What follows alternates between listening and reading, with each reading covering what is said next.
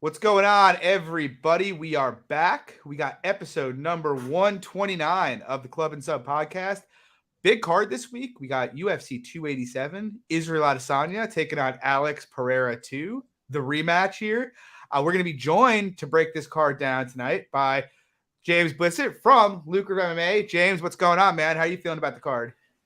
Yeah, I'm doing well, man. Thanks for having me on, first of all. First time I've come on here, but I've listened to this show on and off for a long time. You guys are one of the most consistent shows. So shout out to you, first of all, because I know how hard it is to put out consistent content, consistent good content as well, and watchable content. But onto the card, I'm feeling good about the card. I think this is probably a card where we're going to see a lot of finishes. I also believe that every single fight, apart from maybe the Williams fight, I'm pretty looking forward to, which you don't often get. So, yeah, man, I'm looking forward to it in general.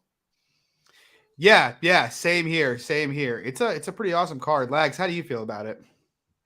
Yeah, I would say similar to James. I think the Williams fight, and then I would probably add the Pinero Waterson fight. I'd say those probably the only two fights I'm not like super interested in. But other than that, great slate of fights. Yeah, and I think obviously from an entertainment perspective, it's a very good card. And I think even from a betting perspective, at least me personally, I have a bunch of bets on it. James, I know you always have a fair amount of bets. Yeah. Lags, I know you have a couple things out there as well. I'm looking forward to getting into and talking about it. So yeah, we'll jump right in. Guys, if you like the show, please drop a like and subscribe. It would really help us out. And yeah, just real quick, if you want to follow us on Twitter, you can find me at MMA Fox, James at Lucrative MMA, and Lags at Danny_Lags. So yeah, we'll jump into it. First fight of the night, we got Sam Hughes. She's taking on Jacqueline Amarim. I got a bet right off the bat here. I like Sam Hughes. I don't have anything particularly wrong with Jacqueline Amarim as a prospect. Obviously, anytime you see a women's 115-pound fighter who's consistently finishing fights, that's, generally tends to be a good thing. I guess for me on the Amarim side, I have a number of questions, given that she's never been out of the first round, I don't believe, and most of her finishes or fights have ended inside of a minute. Obviously, she's a jiu-jitsu practitioner. That tends to translate pretty well, but I have some questions about, the kind of jiu-jitsu she tends to play. She doesn't tend to play a top player. I mean, we have seen her do that, but she tends to prefer like rolling for heel hooks, knee bar, stuff like that. And so that can be a little dicey as you get up the ranks in the UFC. I think her wrestling's okay, but I don't think it's anything special. In terms of her striking, it's hard to really even get an idea of what it is. It looks, it doesn't look great to me, but that's like 30 seconds of data. So what do I really put into that? So there's a ton of questions on the Amarim side. And on the Hughes side, look, Sam Hughes, she's very mediocre. She's like oatmeal, you know exactly what you're going to get. She's not going to disappoint you. She can be taken down. I'd expect Amarim to get takedowns here, but she is, she has a fairly good get-up game. She's technically sound. She's a good technical boxer on the feet. She's got good cardio. And I kind of think in terms of the grappling, if Amarim does stuff like rolls for a knee bar here or a heel hook, she could end up with Hughes on top of her, and Hughes actually is fairly positionally sound. So I guess overall, I just kind of feel like with all the questions on the Amarim side, it's hard for me to believe that you can line her, given the amount of uncertainty on her side, past like minus 125. So I have 1.5 on Hughes, like plus 200. Lags, what do you think? Not that I'm like super confident, obviously, on the Jacqueline side. I'm not looking to lay this kind of chalk on that girl making a UFC debut, but like I do think that wrestling and grappling will be able to, win her the fight. Obviously, I just like you mentioned with Hughes, she can get taken down pretty much every fight. Any girl that like is looking to take her down. So I think Jacqueline can take her down, can probably finish her. But, like you mentioned, the cardio, the striking, the strength of schedule, all huge questions. So it's an easy pass. James, how about you? Yeah, I'm on your side as well, man. I'm just tweeting that out now. Us not being rude, boys. No, you're good. No, you're good. Podcast out. Yeah, I'm with you, John. I'm kind of scared because obviously Jacqueline, she looks like a beast, on the regional scene, tapping everyone out. She knocked out that one chick when she, in 10 seconds. But it doesn't translate to the UFC level consistently. Even Mackenzie Dern, I mean, this girl has like one of the best credentials in all of MMA, not even women's MMA. And we saw when she got up the ranks, like you said, it started to fail her, right?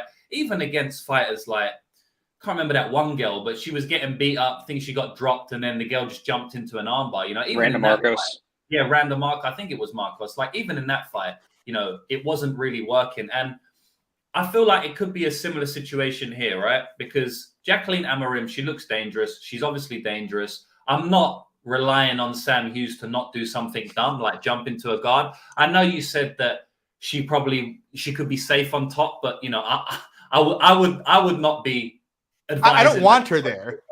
Yeah, at all. You know, I would be kind of scared if she does that, but she's going to have the more volume, you know, the longer the fight goes. We know she can go 15 minutes. I mean, it's a pretty obvious fight, right? It's like Jacqueline's going to take her down and dominate, or she's not. And another thing that, you know, I'll add in as well, I made a video on my YouTube channel a few days ago about this, is that the amount of fighters that lose their UFC debut and go on to be UFC superstars is absolutely insane. Now, I'm not saying that you never bet on a debutant. I just bet on Lucas Alexander against Stephen Peterson a few days ago. I actually bet on Zellhuber at like -300 against Trey Ogden. We'll speak about him later in the card. So I do bet on debutantes, but it's just another thing sprinkled in. When she's -250, just the fact that she's making her debut, in my opinion, she's stepping up in competition massively. She may have some jitters. That brings her straight down to -175. You know, it's like an extra 5% I take off. So when you mix everything into the pot, I feel like you have to take a shot on Sam Page. It could look stupid. She could get finished in round one, but you know, I'm happy to let it play out at +200. It's easy bet for me. Yeah, I agree completely. Moving on, interesting fight, interesting line fight. We got Shaylin Nordebanki taking on Steve Garcia. Lags, I'll start with you. I think you had a bet here, right? Yeah, I was talking to you a little bit earlier today about it. To me, I think if Shaylin like covers this number, he just has to be blanketing Steve, really. I think Steve has the much higher finishing potential. So I think the way you target this fight is Steve no scorecards, and DraftKings opened that today at +200. So I was more than happy to take a unit on that. James, what do you think? Yeah, I feel like at this number, you know, Steve is definitely the side. Like, I mean, by far. You know, this Shaylin dude, I like him. I bet against him when he fought Kulabau.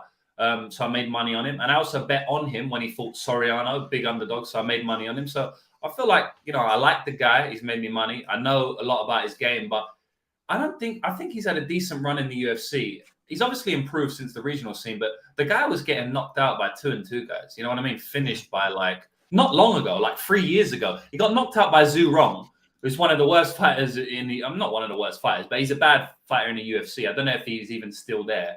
The guy's been finished a lot, right? Steve Garcia comes out like a tank. He's going to throw heavy hands. We know he hits hard. He's just going to throw caution to the wind. So I was thinking about playing Steve. I actually don't mind the under. You have to eat a bit of chalk, but I just think it's going to be a war, man. Like any Steve Garcia fight is a war. You don't get a Steve Garcia fight without a war. The guy gets dropped a lot. He doesn't get finished a lot, but he does get dropped. I just think it's going to be a high-paced war. So for that reason, I lean to the underdog and the under. Yeah, I mean, my instinct is Garcia's probably the side. The thing for me, like, I'm not going to rehash too much of what you guys said. I have a hard time getting kind of a grip on like what Garcia's game is at this point, because he's got a fair amount of relevant fights, you know, at 30 years old. The thing is, a lot of those fights came back when he was like 23, when he was fighting like at bantamweight and fighting Ricky Tercios, Joe Warren, Alon Cruz. Then it's like he dumpstered a couple guys in LFA and regionally. And then his UFC run's just been strange, man. Like Luis Pena ends up just getting back takes pretty much for 15 minutes without even conceding a takedown. Very strange fight. Charlie Ontiveros fight, the dude gets axe kicked twice. I mean, he gets knocked down 3 times, but somehow outside of nearly being finished 3 times, absolutely dominates that fight grappling. Maheshate fight. Fight lasted a minute. Attempted 1 takedown, got knocked out. And then the Chase Hooper fight, again, lasted a minute. Just lit him up and knocked him out. And so I don't rate Shaylin really at all, which is why I think, like, Steve's aside. Like, I guess Shaylin's got decent hardware, I guess. But as you mentioned, James, like, the guy's been knocked out a few times regionally, which is never really something you want to be seeing. He's low output. He's a solid wrestler, but I don't think he's anything special. I just don't really have the best feel for Steve's game because I feel like he hasn't really fought anybody that's conceptually similar to what Shaylin brings to the table. With that said, my lean is Garcia. Honestly, had I taped it earlier, I probably would have played him up at like near +200 number. Where it is now, I'm passing, I think, but I think he's clearly the side. Moving on, I'll start with you here, James. This is an interesting fight. We got Trey Ogden. He was supposed to fight Manuel Torres last week. Now he's turning around. He's fighting Ignacio Bahamondes here. What are your thoughts?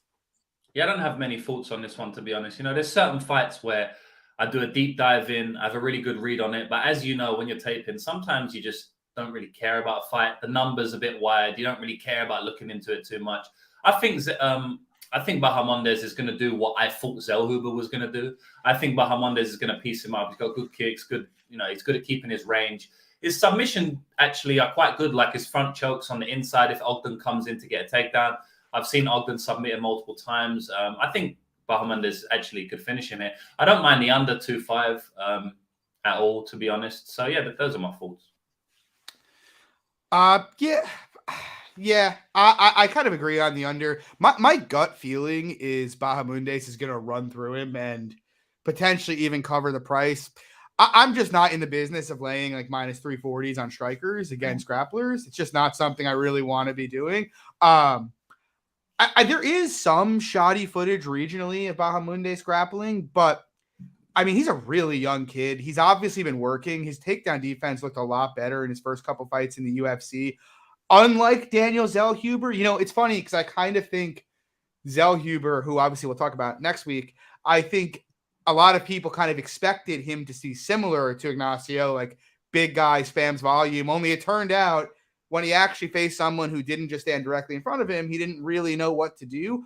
That's not Ignacio. We know that already. We've seen this guy come out there, land 150 significant strikes against John McDessie. Nobody really does that against John McDessie. He's going to come out here and he's going to bring it against Ogden. Ogden's going to need to get him down. Again, I'm not going to lay the price. I kind of am intrigued by the under, but I have a feeling, you know, Bahamondes keeps the standing and butchers him. What do you think, Lags? Not much more to add to both of you guys. I think pieces him up standing, and I think it's going to be tough to finish Ogden. Ogden's just like a tricky guy and just an awkward guy to fight. And I think he's just more of an IQ test for Bahamondes. But yeah, not much more to add. Yeah, so moving on, we got an interesting fight here. Women's 115, Cynthia Calvillo coming down from 125, going back to her old home. She's taking on Lupita Gadinez. I'm having a real tough time deciding what to do here because there are many parts of my brain that are saying Cynthia should be a pretty easy bet here. And I think on paper, that's probably the case. You know, Lupi, look, she's a decent striker. But if this fight stays striking for 15 minutes, she's certainly not minus 300. That's just not, she's not defensively sound enough. And I don't think she carries the kind of hardware and power to really pay that price off. And in the grappling, I actually think there's probably more grappling upside on the Calvillo side. Like, I don't know that Calvillo will actually proactively attempt takedowns. You know, it's kind of been one of her biggest flaws as a fighter. But, you know, Carla Esparza couldn't really out-grapple Calvillo. I'd be very surprised if Lupi comes out here and is able to have like a 4, 5, 6 takedown performance. I kind of think if Lupi takes the fight to that range, there's a very good chance she gets out-grappled, potentially put on bottom and put in some dangerous positions. And so, like, I look at the fight, it's like she's fought better competition. She's fought competently against better competition than what Lupi's fought. I think she's the more well-rounded grappler. I think she can hold her own standing, and she's plus 250. But, like, her last 3 fights, man, it's like, I guess I can forgive her shelling up against Andrade. But like the Andrea Lee fight, she quit on her stool, clearly wanted out of that fight. And then what really bugged me is the Nina Ansaroff fight, because that fight was such a winnable fight for her in so many ways. And for her to basically just lose a split decision because she refused to engage while Nina gently calf kicked her for 15 minutes is, I don't know. I get I'm not a narrative-driven capper. I just get these vibes from Cynthia that she is just not there anymore. Like the Cynthia that showed up for against Jessica Ai a couple years ago, I think she probably smokes Lupi, to be honest. But we haven't seen that version of her. She looks like she has no confidence. Even when she grapples, it's not really with the same kind of aggression and physicality that she once had. And with her striking, I think she's an okay striker when she lets her hands go, but she just hasn't been doing that in recent fights. And so I don't know. I haven't decided what to do with it. I just have this feeling that Cynthia's kind of checked out here. Lags, what do you think? So kind of what James was mentioning about the last fight with, you know, just kind of seeing the odds, seeing the fight, just not caring much about the fight. That's kind of where I'm at with this fight. Like I think Lupi in general, in the striking and in the grappling, I think she just outworks Cynthia across 15. not too much more to add. Like you said with the Jessica Eye fight, I mean, that's her only win in these last 5 fights, and she hasn't looked great. So, yeah. James, how about you? I think Cynthia's washed, man. I think she's done. I think Lupi's going to hurt her on the feet. I know Lupi's never got a standing finish. She hasn't got a TKO finish, but I think she's going to rock her on the feet all over the place, honestly. You know, Cynthia's been finished by Jessica Andrade, whatever. Finished by Andrea Lee, quit, which is not a good look to quit at any point. You know, I've never seen her quit before. It's not like in her character. Yeah. So it's not good to see out of character things happen in MMA fights. And then obviously in the Nina Nunes fight, I thought she was going to get finished by leg kicks a few times. Like, I mean, that's terrible, you know? So I honestly think Gadinez can finish her. Gadinez KO is about plus 1,100. I understand why, because she's never got a KO, but I think Cynthia's done, man. Under 2.5 is like plus, almost like plus 300. I think even better. I don't know. So, I might not play it. I might play it. We'll see. But I definitely do think that Cynthia's done and Gadinez wins this fight.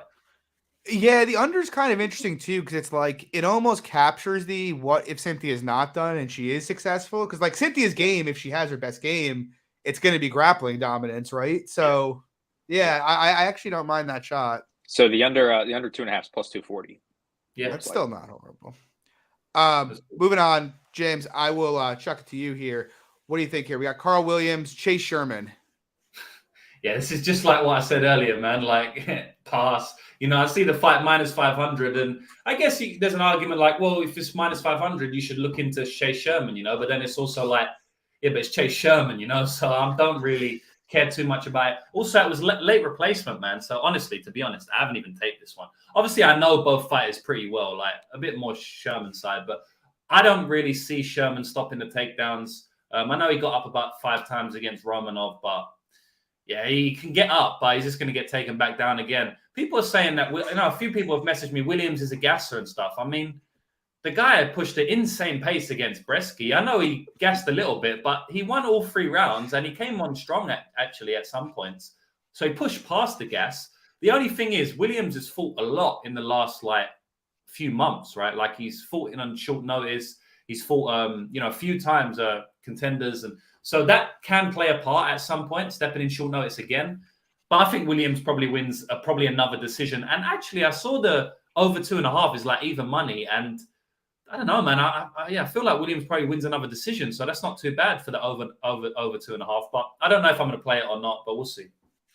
Yeah, it's funny. I put out a tweet this week that was talking about like how many dogs I thought were live on this card, and I got a bunch of like messages and comments like Chase Sherman. I was just like, that is not where my head went when I put this tweet out there. You know, it's funny because I do understand, again, James, like to your point, I agree with you. I think, if a guy's going to attempt 8 takedowns and get 11 minutes of control at heavy, it's like, I don't really fucking care if he looks tired at the end of the fight. These are big guys whose bodies are not meant to be doing this. But what is Chase Sherman? Is Chase Sherman going to survive, get up, and then come from behind? Like, Chase Sherman's one of the biggest front runners we've ever seen in UFC history. He needs his ideal fight to be successful. And honestly, I was considering laying like minus 200 on him against Chris Barnett in the original booking. But here, I don't see it with Chase Sherman in the grappling. We have ample sample size now that this guy's got bad hips. He can't defend takedowns. And when he ends up on his back, he gives up position and or quits. Like, yeah, he got up a couple times against Romanov, but eventually he just kind of succumbed to it and gave up. I mean, that's what this guy does. We know he doesn't have the cardio for this kind of fight, short notice or not, against Carl Williams. I'm not betting Carl Williams here at minus 500, but I also just don't see a lot of I think the line's completely fine where it is, if I'm being honest. Lags, what do you think? Yeah, really the only thing to add on my side is just like it's only a month since we last saw him against Bresky. So laying that chalky win once. I would just play the decision or his round 3 or decisions minus 150, which isn't a horrible number either. Yeah, it's not awful. It's a decent buy down. Yeah. Moving on, great fight here. Before we jump over, what are your thoughts on the over 2.5 at even money? That's not bad, I think, because I played the round 3 decision and I want to say it was Carlin the over 1.5 rounds last fight. and that was around even money. So now Carl in the over 2.5 rounds, like even money now. Yeah, I think it's decent. Because I mean, Well, you're basically banking on Sherman not just turtling up really. which is tough to bank on, but Right. So yeah, I like the over 2.5. Yeah. Yeah, it's not a bad look. Lags, I'll keep with you here. We got GM3. He's taking on Joe Pyfer. This is an awesome fight. What are your thoughts? I know you're gonna hate my thoughts here, John, but I'm keeping it simple. I like the under here, the under 2.5 rounds. I know I have that parlayed up with a guy we'll talk about later, but yeah, I see. I don't hate those. I don't hate those thoughts. Well, that's fair, but who I think wins, I should say. But yeah, I think Pyfer knocks him out. To be honest, if he keeps it smart, I don't think he mixes up with the wrestling at all. Keeps it standing and knocks out Gerald early, but. Like every Gerald fight, he's always alive to, if he is still alive, I should say, later in the fight, could snatch up a sub. But yeah, I think Pyfer knocks him out early. So I think the under 2.5 was minus 340. I still think that's a ton of value, even at that chalk. What do you think, James? Yeah, it's weird because Gerald sometimes shows up with no chin and gets knocked out by Ian Heinisch. And sometimes he shows up with the insane durability, and takes shots from Muradov, who would knock out 70% of the division, and just comes forward and throws his own head kicks and just looks like a world beater. So it's really, what Gerald are we going to get? I'm hoping we're going to get the good Gerald because I bet on Gerald. At the end of the day, if Gerald loses here, this, in my opinion, this will be his worst loss of all time. We don't know how good Pyfer is, right? I mean, he's improved a lot, in my opinion. If you go back to the regional scene, a lot of times he was grappling a lot, He seems to I know he's a boxer, but I mean, the guy's grappling all the time. He still goes for takedowns now, but it seems like he's a little bit more patient with his striking, which is not a good thing in this fight because, I do think he can knock Gerald out. Of course he can. But Gerald, once Gerald gets in the flow, and if you don't catch him early, he kind of just, I don't know, he's a weird fighter, man. He just seems to be able to get a good rhythm, get a good read on the rhythm, and come back with his own strikes. And I saw Jonathan Patty tap out Joe Pyfer in Ring of Combat 70, and that dude is a bum. Jonathan Patty's not good, man. That's a bad loss, So I just feel like if he doesn't get knocked out early, which could happen, then I think this is going to be a war, and I think Gerald is going to submit him in the later rounds, man. So I think he's going to club and sub him. I think Pyfer's going to get tired from trying to knock him out. It happens a lot with Gerald, so it's not like a hot take, I guess. But yeah, I played Gerald, man, so fingers crossed. Yeah, I bet GM3 also. I have 2 units on him. There's a part of me that wonders if I should have just waited and maybe looked to enter live on it, just because, kind of to your point, James, even when he looks his best, Gerald can eat a couple haymakers first before he finds it. But usually, once he finds it, it's kind of weird because his striking seems awkward, but I actually think he's a pretty solid striker for middleweight. He's not fast or explosive, but once he starts getting reads, he tends to land pretty efficiently and do a decent job measuring distance up. It's just that the first couple minutes of every fight, he tends to get punched in the face a lot. And that could obviously happen here. He could obviously get iced, but I kind of look at Pyfer. I don't think he has a ton of strike diversity. He's got a good 1-2, but past that, we haven't really seen much of a comprehensive kicking game. We haven't seen him really mixing anything else. He keeps a pretty high guard. I kind of think Meerschaert's body kicks are going to be open all day for him here. And if you go back to 2 fights ago for Pyfer, he fought this guy on short notice, short boxer named Austin Trotman, or short wrestler, I should say. And I mean, he won the fight pretty handily, but I got the sense watching it that he wasn't really reading the left hand very well, fighting a southpaw. And I kind of think he might, or I kind of think he will struggle here with Meerschaert if he works into the fight.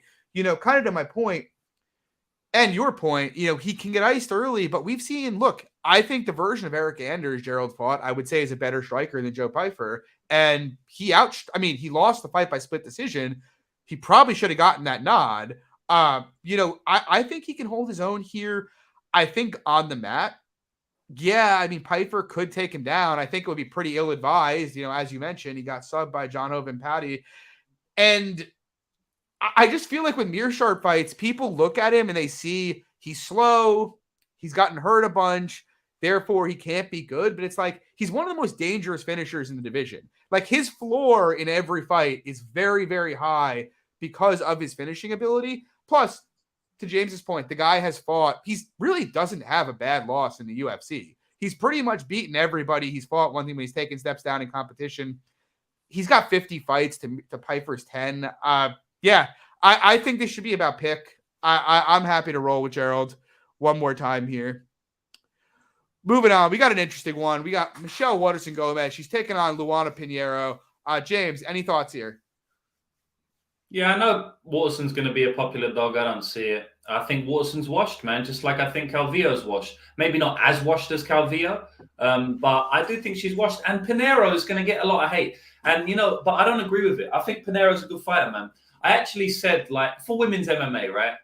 I actually said on my podcast yesterday, I don't know because I haven't watched, but I said that I'm guessing everybody this week's going to say Pinero's a gasser, bad gas tank, she's going to fade. She's not a gasser, man. She's not a gasser. I don't think she is. She fights through it well. Yeah, she gets a bit tired. It was the first time she went 3 rounds against Sam Page. Let me tell you something. If you gas out against Sam Page, she's going to make you know about it. She won 30-27 on 2 judges' scorecards. She looked gassed at the end of round 2, even though she knocked her down at the end of round 2, hurt her badly. Sam Page got a good chin. She hurt her badly, knocked her down, and she looked gassed. She come back and won the 3rd round, right? So if she's a gasser, she's not going to be winning 3rd rounds against Sam Page. I think she's the better striker for sure at this point. What does Waterson do on the feet? She stands on the outside and does some little kicks every now and then. She's not dangerous at all. I mean, the finishing and the big moment upside on this fight is like 80-20. Like Waterson, what can Waterson do in terms of big moments or finishing? Get the back, maybe? I mean, I don't really see it with Waterson. She might get a takedown or 2, but honestly, I think that if she comes close to try and get a takedown, then she's getting head and arm throwed. I honestly do. I think Pinero's tough, stocky, and I think she's going to win this fight. So, yeah, I like Pinero in this spot. Yeah, so it's funny because I bet Waterson very small. I do agree with most of your points. Like in terms of big moment upside, I think it's very limited on the Waterson side. To me, the crux of why I bet Waterson is like her game just tends to we've seen it against almost everybody she's fought except for Joanna, who's like obviously one of the best to do it. It tends to just suppress volume because of that kind of outside kickboxing type game she plays. And so like those kind of fights are going to lend themselves to be inherently very, very close. And so while I agree, I think the athleticism edge is on the Pinero side. She's obviously longer and hits harder. I do think it's the kind of fight where minutes are likely going to be competitive, even if they maybe shouldn't be, just because of the kind of game Waterson plays. And I think the grappling is fairly interesting here because I think early in the fight, Pinero, I mean, she's more likely to hit those throws, that's for sure. But I also think of the two, I kind of feel as if Waterson's a bit heavier on top of the two. Waterson tends to do a good job of distributing her body weight on top. She stays chest to chest pretty effectively. And we've seen Pinero, I mean, look, it's kind of weird because Pinero is young. And so if she makes big improvements in that area and just blows her out of the water, it wouldn't really be surprising. But we've seen Pinero be grounded and play guard at several points in her regional career. And so I look at that and I feel like, well, I mean, Waterson's a lot more experienced. Minutes are probably going to be pretty competitive. And like Pinero has moment upside, but I also kind of feel like Waterson could get 2 takedowns and end up with 7 minutes of control. So to me, I think it's a close to pick fight. I made Pinero a small fave just because I do think of the two, if one of them is going to really surprise us with what she does, it's going to be Pinero. But I think it's pretty interesting. Lags, what are your thoughts? Well, I mentioned earlier, when we first started the pod, this is one of the fights I really just don't care much about. I think this is your grab all the women's fights. Not to be sexist, but I personally, I think other than the first women's fight, I think the other two are going to be pretty garbage. I think this is going to be your outside kicking, Pinero landing, like you said, landing the bigger shots. But it just seems like a bog of a fight in my opinion. I just don't really care about it. All right, moving on. We got Kelvin Gastelum taking on Chris Curtis. I played Kelvin at a early price here as a dog. I kind of still think there might be some value on him here. It's kind of weird because I don't want to be always betting against Chris Curtis. Like the guy's a great story. He seems fun, but also I think because of how his UFC career started, he's kind of become overrated almost by default. Like, you know, he had those 4 wins to start, or 3 wins to start his UFC career. But if you contextualize those fights, it's like Phil Hawes was lighting this guy up before he got knocked out. He fought well against Brendan Allen, but fought Rodolfo Vieira, and they have a competitive kickboxing match. I don't think anybody thought for a second, if Rodolfo Vieira doesn't get takedowns in that fight, he's going to be competitive standing here. He was. Obviously, Jack Hermanson just danced around him fairly easily for 15 minutes. And then you have his last fight with Buckley, where I bet Buckley, and Buckley was winning the fight fairly handily and then got clipped. I mean, Curtis does hit hard. But to me, he's a guy, like, I think Curtis, if you give him his perfect fight, like a pocket boxing fight, he's very good. He obviously hits hard. He's pretty durable. If you give him any kind of ring craft at all or kick or don't stand directly in front of him, though, I think he kind of struggles. And we're seeing him struggle against, like, he hasn't fought bad guys by any means, but like mid to high tier middleweights. Obviously, Hermanson is quite high tier, but, you know, we saw what happened there. And now he's taking on Kelvin, who it's like, I get it. Kelvin's 1-5 in his last 6, but like, look at the L's Kelvin's taking. You know, the one time in that period of time he took a step down in competition, he dumpstered Ian Heinisch. We saw this guy in his last fight basically go 50-50 for 25 minutes with Jared Cannonier. I think Kelvin is, I think the boxing, if they box in the pocket, is comparable between the two. I think Kelvin's a bit more evasive, though. I think Kelvin's kicking game could bother him. Of the two, I think Kelvin's far more likely to land takedowns. And I think Kelvin's just got much more ability to adjust his game plan mid-fight than Curtis does. So it's like, given the strength of schedule, given how Kelvin's performed when he stepped down, I just feel like he's got to be like minus 150 here. Lags, what do you think? Yeah, I played Kelvin at minus 110. And I mean, I know we talk about it every time, you know, we talk about a Chris Curtis fight week, but like the guy's a one-dimensional pocket boxer. If you don't, like you mentioned, you don't give him that fight, I mean, guys can land volume for days, really. And so, yeah, Kelvin, elite durability, great volume, great cardio. I think it's a great spot. James, how about you? I agree with everything you guys say. The only thing I'll say is that, you know, there is a potential Kelvin is just past it. You know, I know he looked decent against Jared Cannonier, but I know he's not even old, but I definitely have seen a decline from Kelvin Gastelum after the Izzy fight. You know, I have seen it. It's not massive, but I have seen it, you know, and there is a potential that he hasn't been fighting a lot at all recently. Chris Curtis has been in there. These things matter in MMA, you know, just like how often you've been in the octagon, how comfortable you're feeling in there. It's only a 3-round fight as well, you know. So that's on Chris Curtis's side, you know. But other than that, I think Kelvin's got most of the advantages. I know Chris Curtis has never been taken down in the UFC, but honestly, I'm quite interested in this fight. I think Kelvin may be the first person to take Chris Curtis down in the UFC, which may be a little bit of a hot take because Kelvin's not, you know, this out-and-out wrestler. But yeah, I like Kelvin in this fight. Yeah, he's decent. He just doesn't use it enough, in my opinion. Against Heinisch, he used it a good amount. But yeah, anyway, I do like Kelvin. I'm with you guys. And I think everybody's on Kelvin. So hopefully it's not a mud, but we'll see. Moving on. Interesting fight here. We got Raul Rosas. He's making his second fight in the UFC. Taking on Christian Rodriguez, who's also a decent prospect. Lags, any thoughts here? I actually think the line's like more or less right. Like I actually, coming out of tape, I actually think that Rosas can land takedowns and can probably control him for the most part. Finding a finish, I don't think that's too highly. I know BetMMA doesn't offer these kind of props tracking them, but I think Rosas in the over 1.5 rounds plus 100, I think it's a good bet. What is that, a same game parlay? It actually is like the pre-built parlays that DraftKings already has. It's not even like the same game, but yeah. James, how about you? Yeah, man. This is wild, bro. Like, this Rosas dude, he's 18. He looks like a beast. Yeah, he's the new Khabib. John, I think I heard you speak about this in Spaces at one point.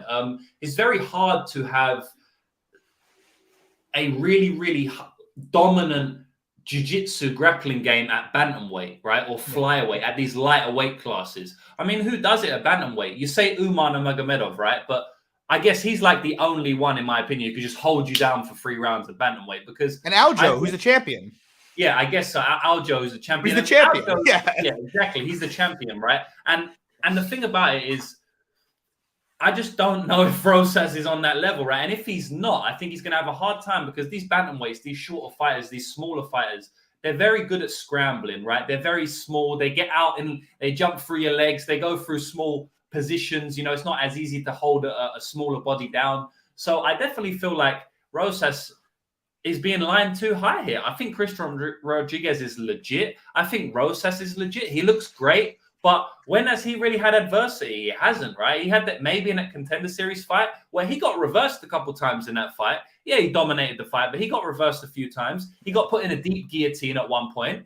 I know that Christian Rodriguez has a great guillotine, great front headlock series. You know, I know that. I do think that Christian Rodriguez can reverse some of these takedown attempts with the front headlock series. You know, very reminiscent to a fight I watched recently, Bubba Jenkins, Chris Wade, the first fight, when he was kind of reversing him with the guillotines and stuff. I feel like that's definitely in play here. I think the submission's in play. Rodriguez is a serious prospect, man. I think he's a much better striker, definitely. So you got a much better striker against a better grappler. Look, it's plus 200, you know what I mean? I'm not making a case at minus 110, but the guy's older. He's more experienced in general. I like Christian Rodriguez here. You know, I like him quite a bit. Yeah, I haven't bet him yet, but I kind of lean the same way.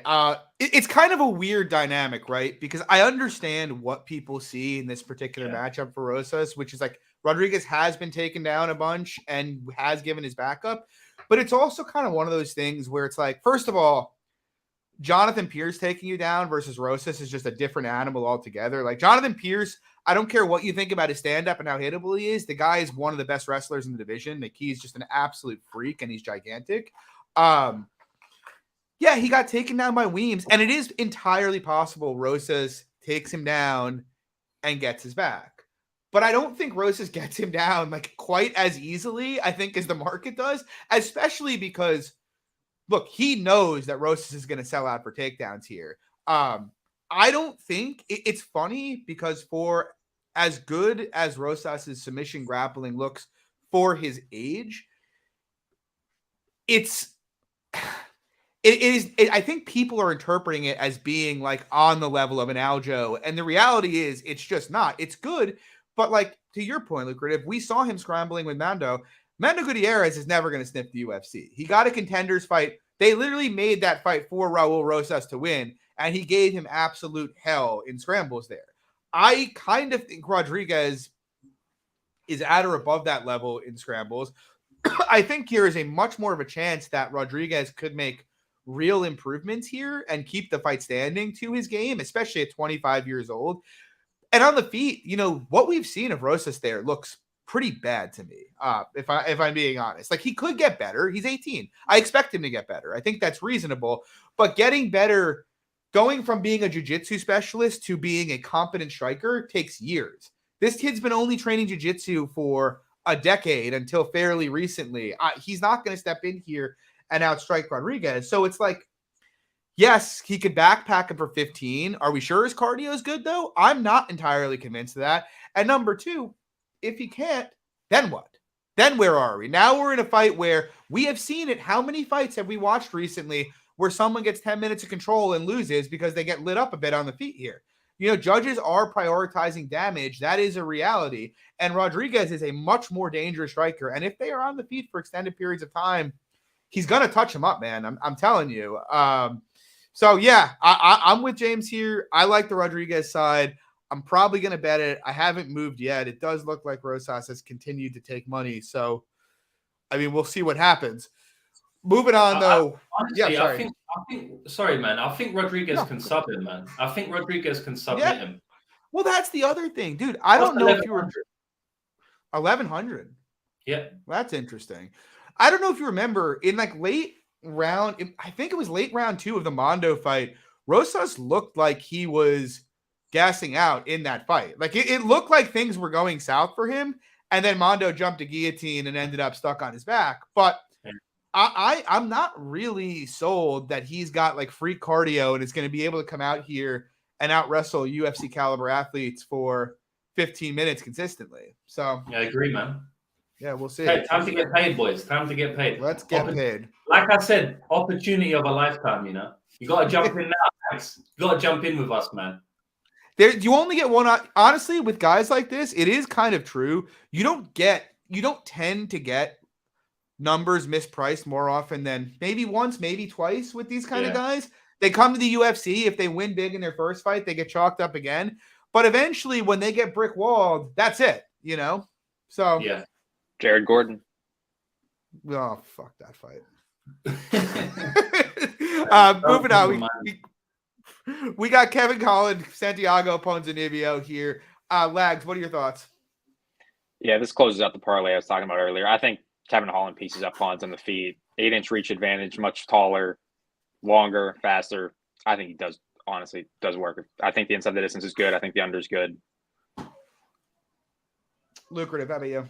Yeah, I agree. Another person who I think is washed is Ponzinibbio. I mean, this one is probably the clearest one of them all, you know. I actually bet him against Alex Morono, and I didn't watch the fight. I think I was out or something.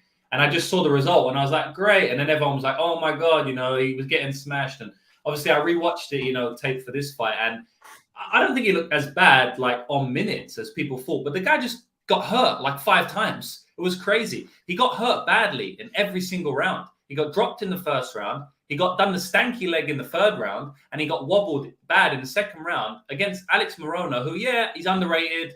He hits a little bit hard, but the guy shouldn't be rocking Pons in every single round. I mean, I think the guy's chin's done for sure. His reactions look slower. I think Kevin Holland is going to finish him. And if he doesn't, Kevin Holland is coming off 2 finish losses. Pons hits hard. We know that from his last fight. So the under 2.5 is a good shot in this spot as well. Yeah, I really like under, to be honest. You know, it's funny. So I bet Pons against Morono as well. And like my view on the fight was for Ponzinibbio to lose to Alex Morono, he's got to be pretty fucking far past that. And I say this as someone who, like, I've bet Alex Morono a bunch. I like Alex Morono. He's a very meat and potatoes guy. You know what you're getting with him. But he doesn't compete with strikers on the level of a Santiago Ponzinibbio. You know, he just doesn't. He doesn't have that skill.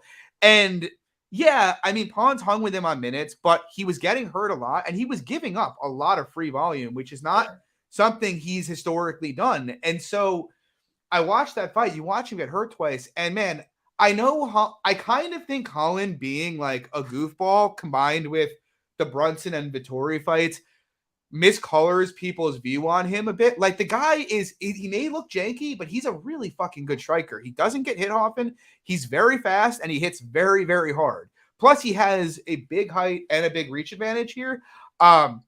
He's probably one of the quicker guys in the division, to be honest, against a guy who always relied on his speed, who is old and whose speed is clearly gone at this point, as is his durability. So, like, I look at this fight, and it's like, yeah, I guess if Colin can't hurt him consistently, it's probably going to be a competitive fight because Pons will probably just rip leg kick, stay in his face, and jab. But I don't think that's going to happen. I think Holland's going to size him up and light him up pretty consistently here. And kind of to your point, James,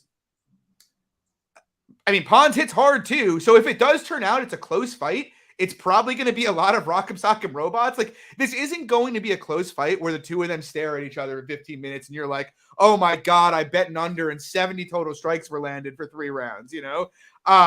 These guys both throw volume. They're going to throw volume. Holland's coming off being hurt, and Pons we see get hurt a lot very often. So yeah, I kind of made the under 2.5, like minus 185 here, like 65% range. Like I think it's a pretty good shot. So I'm going to be on that as well. Moving on. I'm going to start with you, James. I'm going to disagree with you here since I listened to your breakdown on this fight the other day. It's a fun fight, though. We got Rob Font. He's taking on Adrian Yanez. Take it away. Look, I know a lot of people are going to disagree with me. You know, a lot of the hardcores and stuff. I understand, you know, Rob Font at plus 150. Like, Yanez is taking a massive step up in competition. Like, I understand it all. I just don't see a world in where Yanez doesn't counter him. I don't really know. You know, I can't put it in any other way. Yanez has really, really good counter striking, and he has really, really good short range boxing.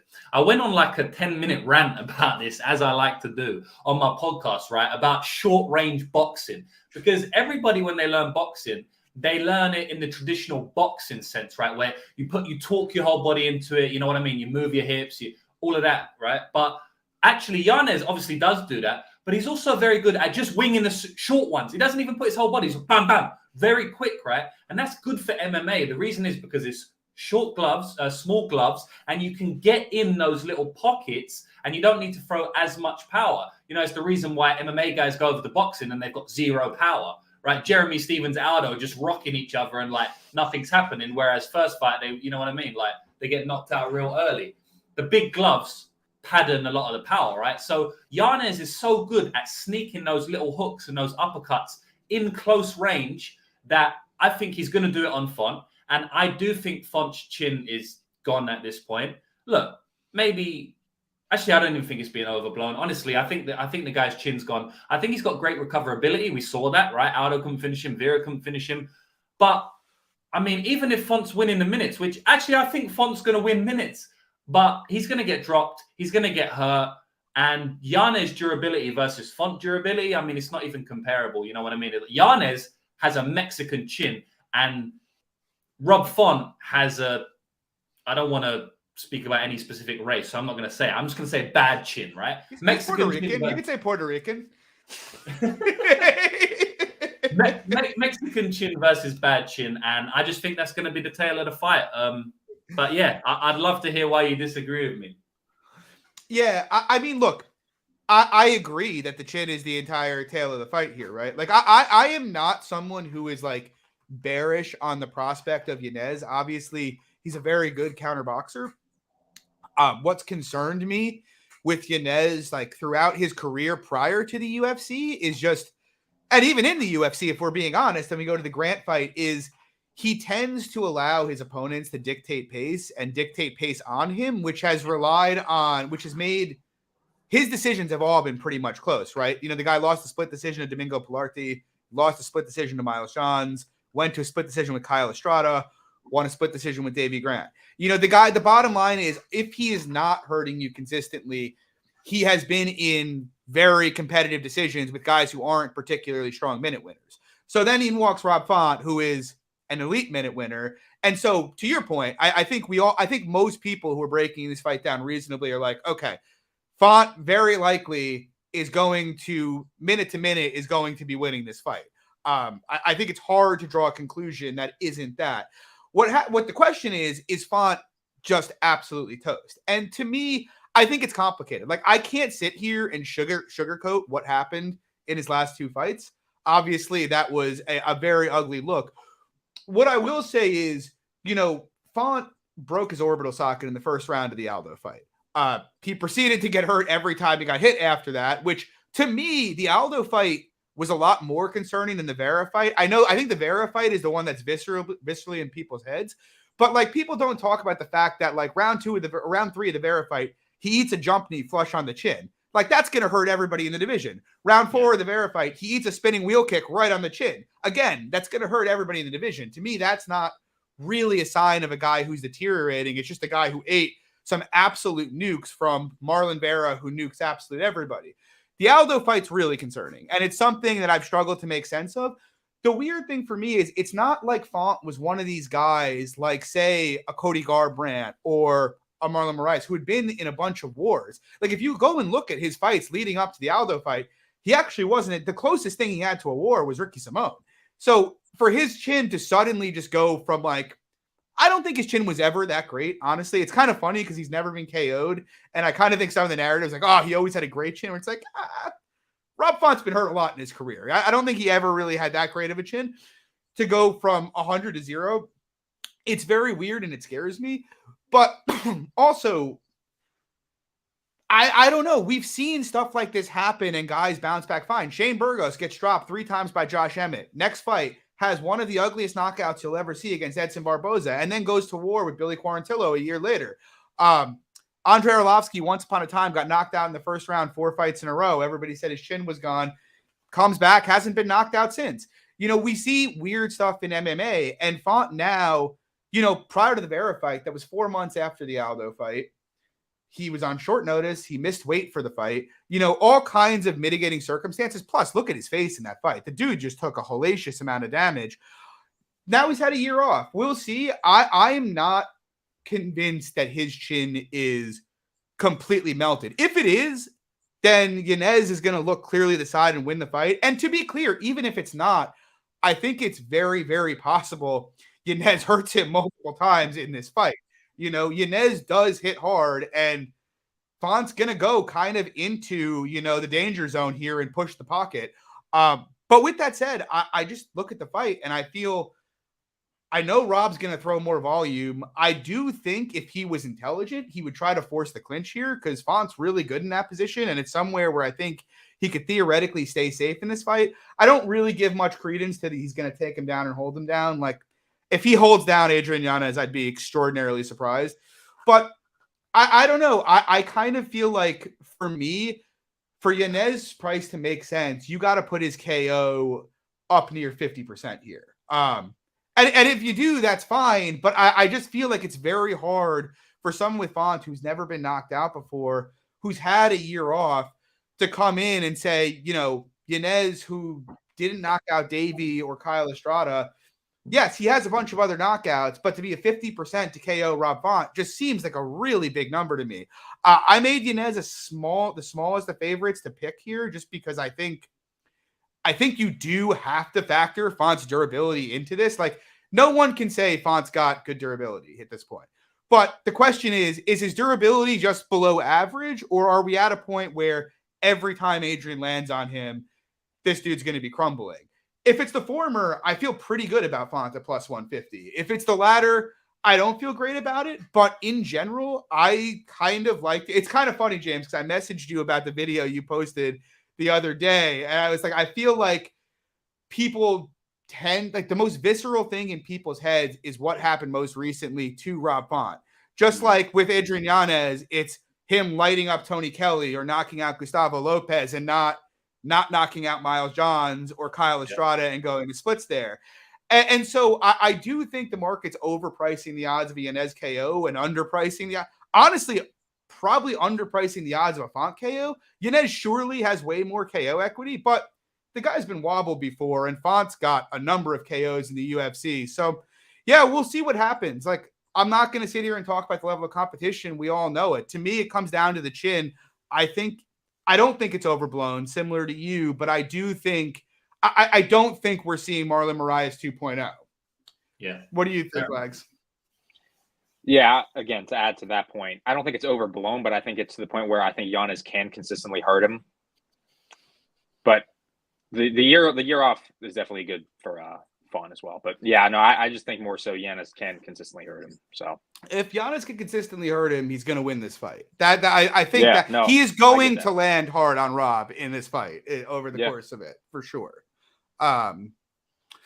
Anyway, moving on. Great co-main event. I'm very curious to hear both your guys' thoughts here. We got Gilbert Burns, Jorge Masvidal. I've been debating a Masvidal play. I kind of feel similarly, but not similarly to how I felt about the Calvillo side, which is, I don't think Masvidal hasn't been quitting on fights, but I also felt like he kind of looked old and out of shape against Covington, which was pretty disturbing to me. Like, I expected Covington to land 7-8 takedowns in that fight and win the fight. But I also thought we would see, if you go back and watch Masvidal versus Usman, especially the first fight, even though it was on like 3 days notice, he was popping up early in that fight, making active efforts to disengage and strike. And that just wasn't there against Colby. Even in the striking, the guy, Masvidal, seemed shockingly gun shy, even for him, which is concerning to me. Look, the guy's 38 years old. He's just made a bunch of money for the first time in his career. He's been opening up all these businesses.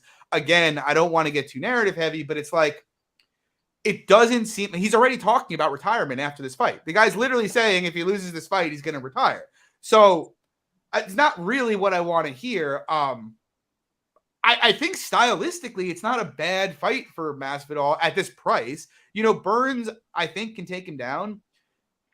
Masvidal is very hard to submit historically. The guy got taken down 3 times by Maia, spent like 7 or 8 minutes with Maia on his back and didn't get subbed.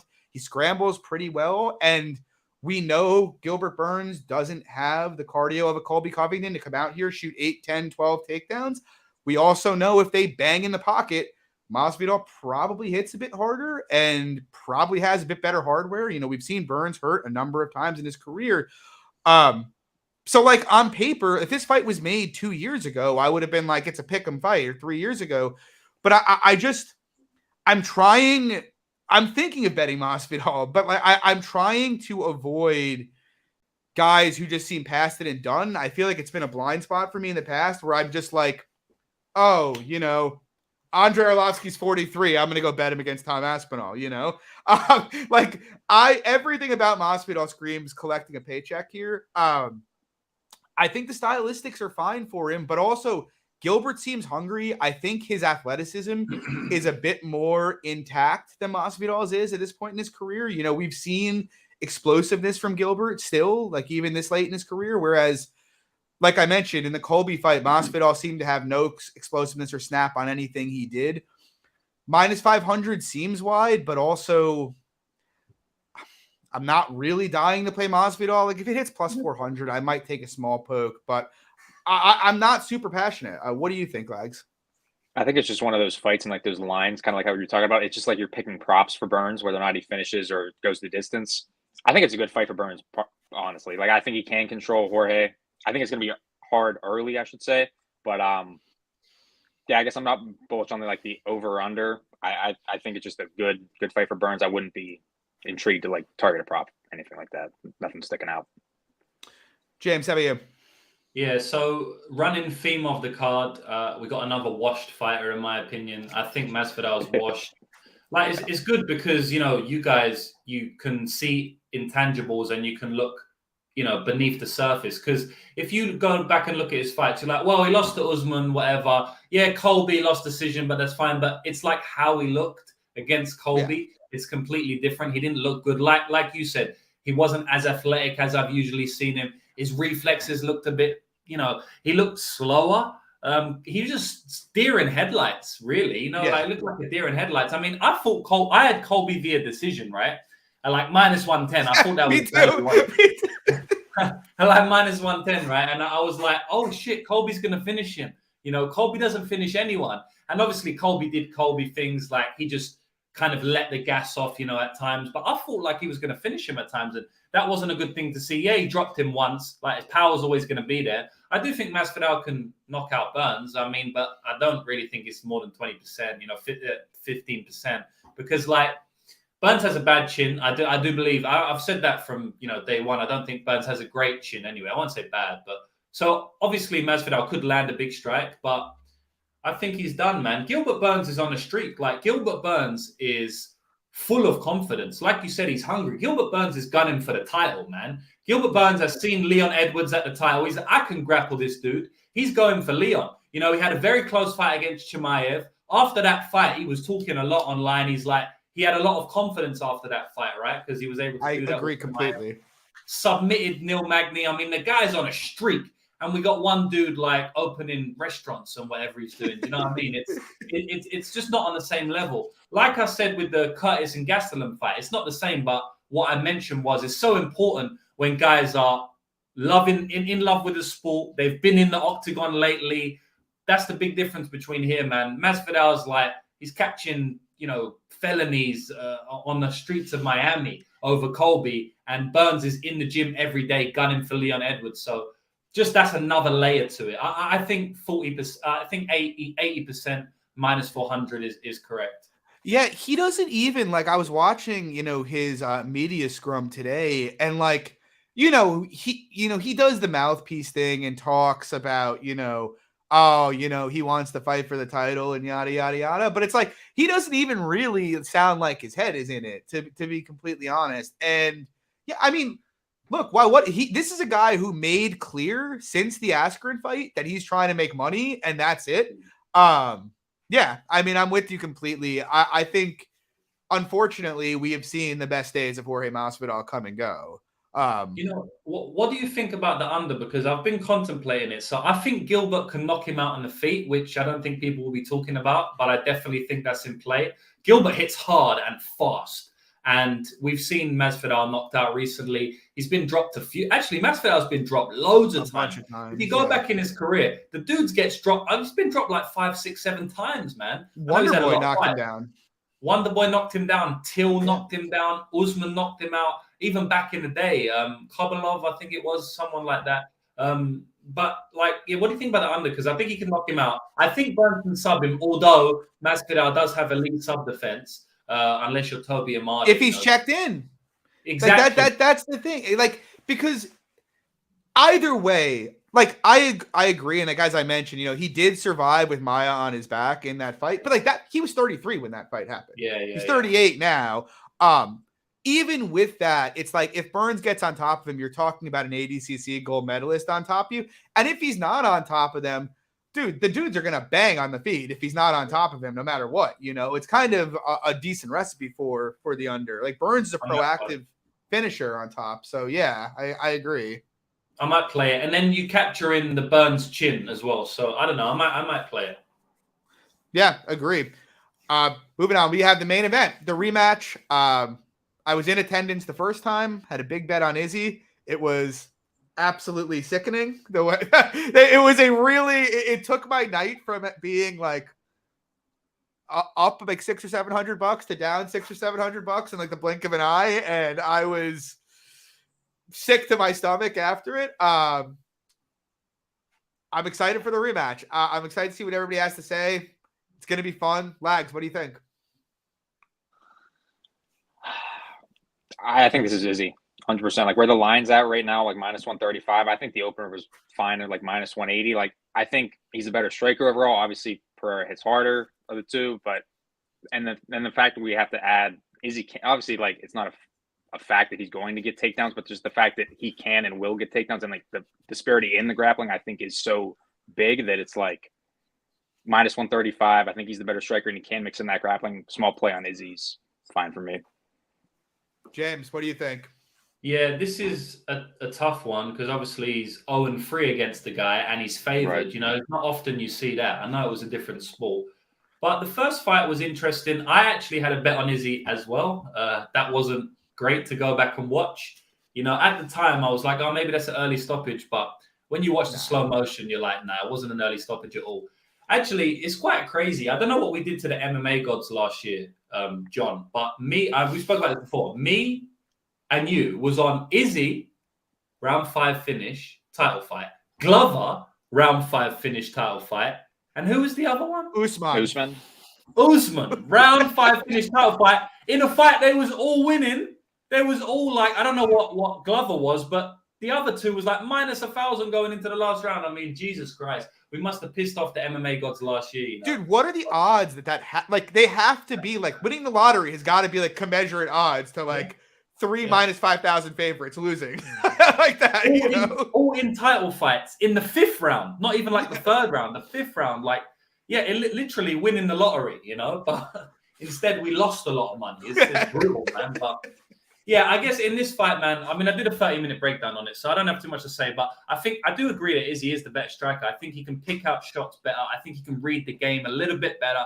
I know people are going to argue with me about that because he's been beat 3 times, but I just think that is the case. Obviously, Pereira has the left hand, which I've never seen it in MMA before. Like, I mean, Mirko Krokop's left high kick is like comparable, but one specific shot that is like just leagues above every other shot. The guy's an amazing striker, but the left hand is like on another planet. I mean, he's so good that he spams it so much because he knows if he just touches you once, it knocks you out. I mean, he knocks people out through boxing glove guard. I mean, you don't see that. Like, it's insane, man. So that's always live.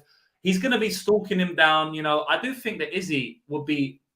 It's tough for me to say, but I feel like Izzy can knock him out if he gets a little bit more aggressive in this fight. I just don't think he will because Pereira is such a dominant force in there. When you're in front of him and he's bigger than you and he's got so much power, like it's very hard to be aggressive. And Izzy just doesn't fight like that in general, although I do think he can get a knockout if he does. I think the odds are about fair, I guess. I made it about 50-50 on the feet. And then I said that Izzy has grappling upside that there's a very small percentage of a chance that he will use. Because I also think it's an ego thing. People don't realize this in MMA. I don't think people realize it because when we're taping it, we look at it like, this is his path to victory. This is what he should do. He's a human and he has ego and feelings, and they don't always go to their best path of victory. So he's been knocked out twice. He's a kickboxer at heart. I don't think he's going to go out there and try and grapple him so much because that's going to dent in his ego. Izzy's like, I need to knock this guy out. You know what I mean? If he wins via grappling him decision, he's not going to feel fulfilled. Now, maybe he just does take the path of least resistance and do that. It is capped in, but I don't think you can give him more than like a 10% chance to consistently shoot.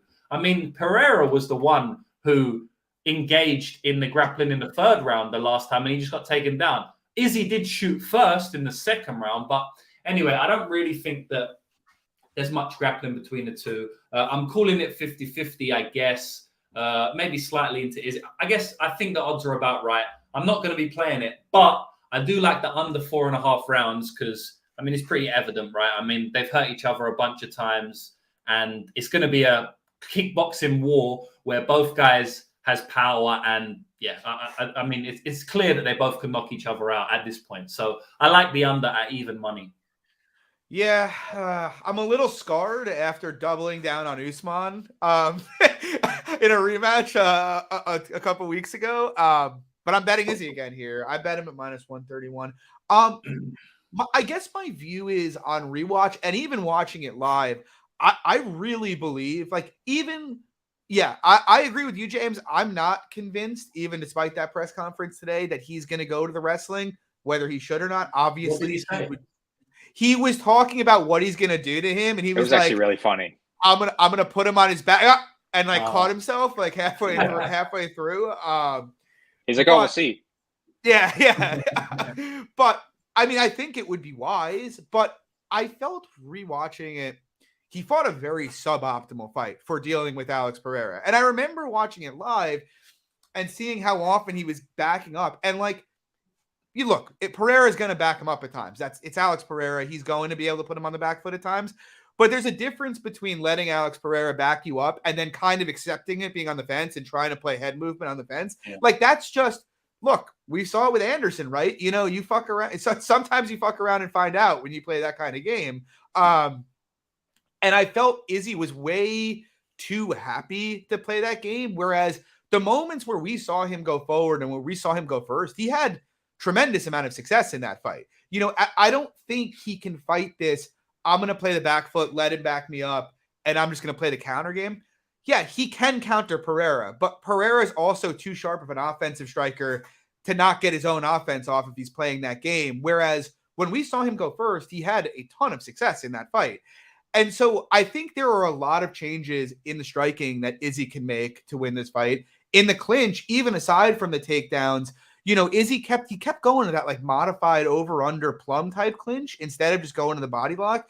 And like on rewatch, what I found interesting is Pereira can't pummel at all. He literally has no idea what he's doing in that position. So like Izzy was slipping the right underhook with literally zero issue whatsoever, but he wasn't going to the body lock. And instead he was ending up in this clinch, and Pereira was just teeing off on his body there, you know, as opposed to putting him in a straight body lock, which I'm like, look, Bruno Silva was getting the full body lock against Pereira easily. Bruno Silva, I don't care what they say his jiu-jitsu belt is. Bruno Silva is not a good grappler. He is not a good clinch grappler. He will be able to get that body lock. And it's like, that's a change he can make here, because if someone has double unders against you, you're not getting offense off against them. That's just the way it goes.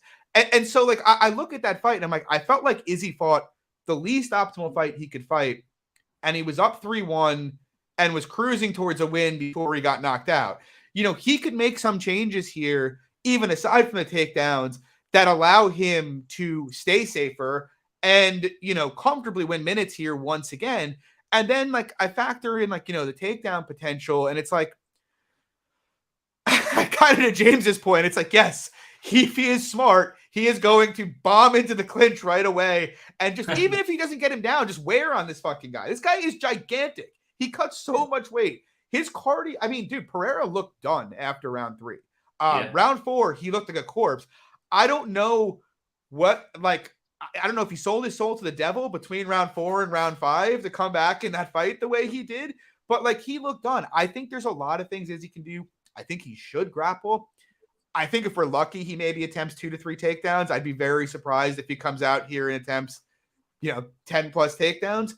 But yeah, I felt as if Izzy fought the worst fight that he could fight for that specific opponent, and he was still in a position with 2.5 minutes left in the fight to still be the champion. I think he can make some changes here and make this a lot easier on himself. Now, Pereira hits like a fucking truck. You know, that's what he does. He's a very precise striker as well. So the chances of him knocking Izzy out are always going to be quite high. But quite high is a relative term, right? You know, Izzy's only been knocked out across MMA and kickboxing, I think twice in his entire career, both by the same guy, incidentally. But, and ironically, in both of those fights, and I'm with you on the under, James, because in both of those fights, Pereira had a standing 8 count in the first fight that kept him alive in the kickboxing fight. And if there's, dude, that guy was like out on his feet in the second, in the MMA fight. So, I mean, they can both finish. I think there's a lot more decision equity on the Izzy side here. I don't make him a big favorite or anything, but I felt like 60 to 65% was fair if he adapted his game appropriately. So I'm on Izzy again. We'll see what happens. Praying that he gets it back for me. And I don't feel similarly to how I did after the Edwards-Usman fight ended. But yeah, I mean, go Izzy. We'll see what happens. Guys, thanks for coming out tonight. James, you want to tell them where they can find you, where they can find everything? Yeah, man. Thanks for having me on. I've enjoyed it. Definitely do it again in the future. Lags, John, shout out to you guys. Definitely everyone follow, like, subscribe, all of that stuff. Because as I said, hard to put out consistent content, and you do this every single week. So shout out to you, man. I enjoy your show. Enjoy coming on. Yeah, Lucrative MMA to find me. I have my handicapping service, so you can get all of my picks and predictions from my website, lucrativemmabetting.com. But I put out loads of free stuff on YouTube as well. And I've just started to do lots of new free content on YouTube, like gambling content, because I feel like people don't really speak about that a lot. Speak about how to win, how to speak about the fights upcoming, but not about how to win at gambling, which is a completely different conversation. So yeah, my YouTube channel is Lucrative MMA. Got loads of free stuff, man. Twitter, you know how it goes. But yeah, thanks again, guys, for having me on, and excited for this card. Yeah, and I will say, guys, it's definitely worth going, following, and watching. As I mentioned, James put out a video the other day kind of talking about macro frameworks in fighting and recency bias. And as he mentioned, gambling and actually understanding MMA are not the same whatsoever. So it's definitely worth watching. So, James, yeah, thanks for coming on here tonight. Guys, as always, we're going to be back next Wednesday night. Great card, Max Holloway, Arnold Allen. I have some strong takes on that card already. Again, if you like the show, please drop a like and subscribe. It would really help us out. We're really trying to build this up this year. Follow us on Twitter. You can find me on Twitter, MMA Fox. You can find James at Lucrative MMA and Lags at Danny_Lags. Good luck this weekend, unless you're fading us, in which case I hope you lose. But good luck anyway. We'll see you next week. Thanks again, James. Peace, everybody.